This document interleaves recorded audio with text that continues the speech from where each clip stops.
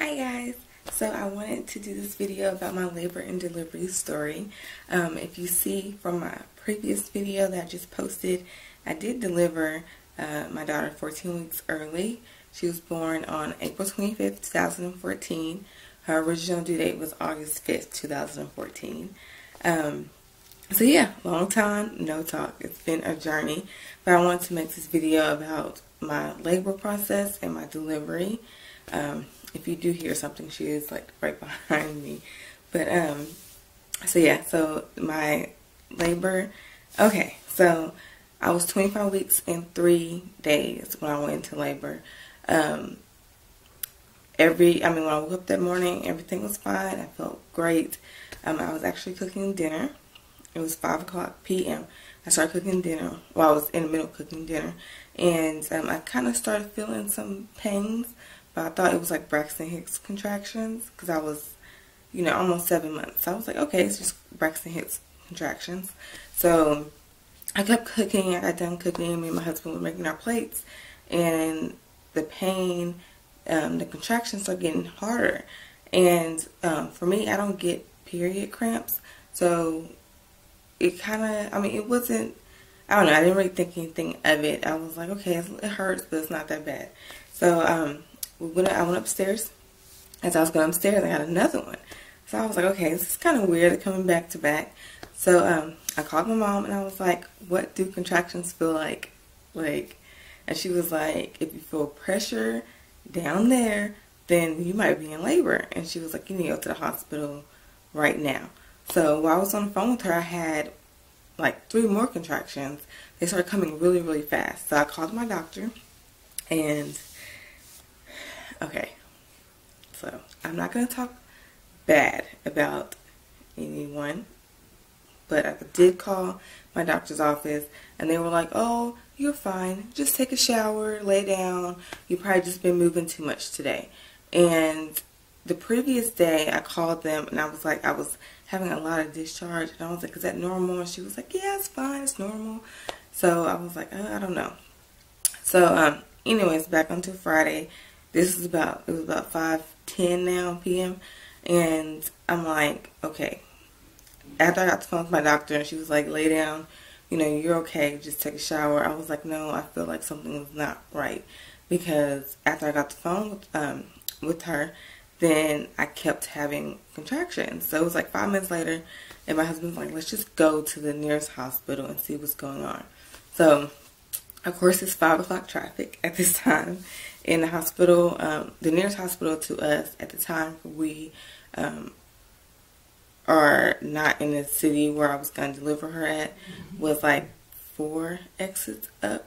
So we got in the car, and then when we got in the car, it was coming pretty quick. So I called my doctor again, and I was like, should I go to the doctor? And she's like, well, at this point, it was her other doctor that was in her office I was talking to. And he was like, how far apart are you having contractions? At this point, they were like 3 minutes apart. And I think I had been in labor for like 10 minutes. So he's like, yeah, go to the nearest hospital. So, so we got in the car, and my husband was driving. And, of course, we got stuck in traffic.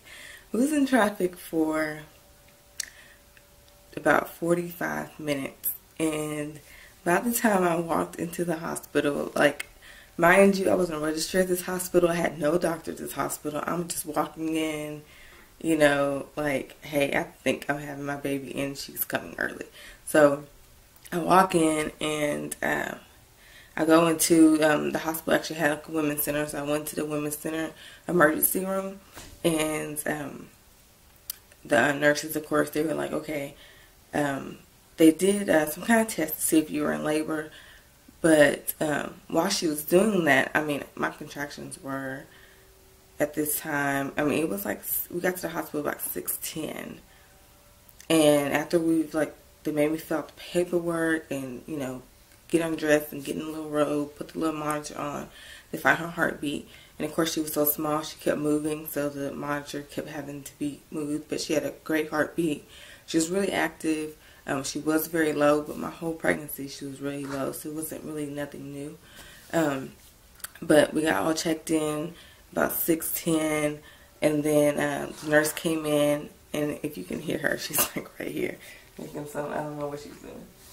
But so by this time, I don't really know, everything, it just went so quick. Like, it went really quick. So we're in the emergency room, they're asking us all these questions. I'm having contractions, they're like 2 minutes apart. It probably was around 6:30, and you know, they're waiting on the test to come back to see if I'm in preterm labor. And they're just waiting. And I'm like, okay, I feel like TMI, I need to poop. And the nurse was like, I was like, I need to go to the restroom. And she was like, she's like, wait, hold on. Wait, let's just check you before you go to the restroom. Make sure the baby isn't trying to come out. So she checked me. And, okay, so she checked me. And she was like, okay, you're 10 centimeters dilated and you have no cervix. And by this time, I don't know what time it was, but she was like, oh my goodness. So they unstrapped me from everything downstairs. She didn't say anything. Well, at that point, she didn't say anything to me. She literally checked me, ripped everything off the walls, and told my husband to just follow us.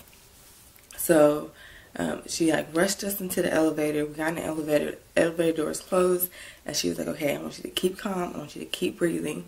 We're going to elevate the bed to where my feet was up and my head was down. So that's what she did. She was like, you're 10 centimeters dilated and you have no cervix, and I can feel your water is about to break. She was like, we just don't want anything to happen until we get upstairs. So a doctor, which was amazing, a doctor that just so happened to be, I guess, on call or just delivered another baby, came in there, really nice guy, and he was like, and of course, me and my husband are crying, we're freaking out, we're like, no, it's not time, can we keep her in there? They did a sonogram, and yes, we could see her hand like pushing the water bag, like she was ready to come out. So at this point, no, I had not had any medicine, and at this point I couldn't get any medicine. So the doctor gave me a choice. He said, you can push, but she had turned, she was head down in my last appointment, which was a week ahead of time, but this time she had turned back horizontal or vertical. So he was like, you can push, but I'm going to have to stick my hand in there and turn her around, and it might hurt her. Or we can do emergency C-section and get her out safely. So I chose to do the emergency C-section, so I wanted to do what was ever best for her, because at this point, he told us her survival rating was about 50-50 at that point in time, because they didn't know what kind of condition she was in. They didn't know why I was in that labor. Everything was happening so fast. So they said she had a 50% chance of living. So of course I was like, just get her out as safe as possible. Luckily, we went into a hospital that had a NICU and trained doctors. Try not to cry. Just talking about this makes me want to cry, but I'm not gonna cry on here. And so anyway, so we did the C-section, and she was delivered at 8:38 p.m. So I went into labor like literally 3.5 hours later. She was born. The last 45, I was 10 centimeters for a long time, because they had to get everything ready. They had to wait for that. It just went so fast. It didn't seem like it was that long, but I think I might have been holding her in for at least 45 minutes. Maybe. I don't know. It just went really fast. I don't know what time it was, but it went super fast. So yes, I had emergency C-section. I got a spinal epidural or spinal tap or whatever, and honestly, I did not feel the epidural whatsoever, because at this time my contractions were not stopping. They were just a consistent contraction, and they had a nurse that was holding my legs together, and another nurse that was squeezing my hips, so that way, nothing would come out. And I still was vertical, up. So they had the anesthesiologist, or whatever they're called, came, did the spinal tap, and they went really fast. And I felt like I just blinked a couple times, and they were like, don't expect to cry. She might not be breathing when she comes out, but she was. She came out and she was just screaming with her little big lungs, and I could just hold her, and I could see her feet kicking, and she was moving around and looking. So it was amazing. Definitely, you know, a blessing to hear her cry and move, and her eyes were open, and she was just like, what's going on? Why did I come out into this cold world? But it was amazing. Like, I mean, my labor and delivery story was quick because everything happened so quick, and majority of the time I labored in the car at 5 o'clock traffic. So it was very quick. The delivery process was quick. I mean, the staff did an amazing job at getting her out as quickly as possible and making sure I was okay at the same time. It was a blessing that we even walked into that hospital. So, I mean, that is it for my delivery. It was just quick. The healing process from the C-section, as you know, she was in the NICU, and whenever I got discharged 2 days after my C-section. So, well, not 2 days. I think I stayed an extra night just because I wasn't ready to leave her in the hospital yet. So, let me stay an extra night. So, I was literally up and walking around the next morning. I saw her in the operating room when they, you know, but then they had to get her they had to take her to NICU really, really quick. So I got to see her then, and then my husband, of course, went with her. And then the next morning, I didn't get to see her all that night at all, but my husband, of course, was going to go check on her, and she did great. I'm going to do another video on her and her NICU stay, and then another video after the NICU until now. But the healing process of the C-section was, I mean, it was okay for me. I didn't really just sit down and get to heal, I guess like a normal person would, because I guess normally if you had a C-section, you just stay in bed and somebody would take care of you. I had to go back and forth from home to the hospital, so I didn't really just let the pain get to me, I guess. Like, it was just the last thing on my mind, put it that way.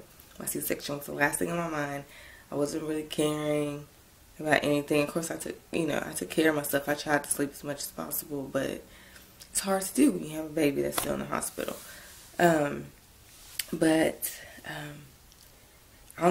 had 15 staples, and staples do not hurt when they come out, just to let you know. I was terrified, but they didn't hurt. I had 15 staples, and that is pretty much it. The healing, I guess I can talk about this. I don't know if I should talk about this now or in her video, but I did breastfeed her. I mean, of course, she couldn't suck from my breast, but I did pump and give her breast milk the whole time she was in the NICU. So I did start pumping the very next morning after I had the C-section, and it took me 2 days to start producing. Yeah, on the third day I started producing that colostrum. So I did pump. What else? Bleeding wise, I don't know if it's because I had a C-section or what. I did bleed while I was in the hospital for that first 2 days. When I got home, it lightened up and it was gone in a week. And I think it took me like 4 months to have my first cycle again. But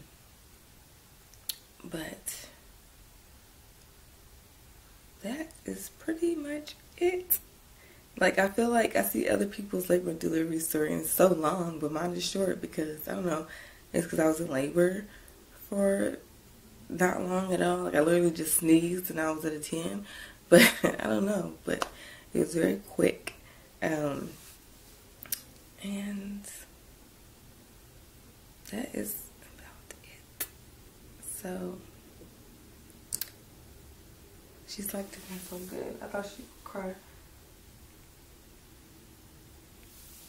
So yeah, so that is it.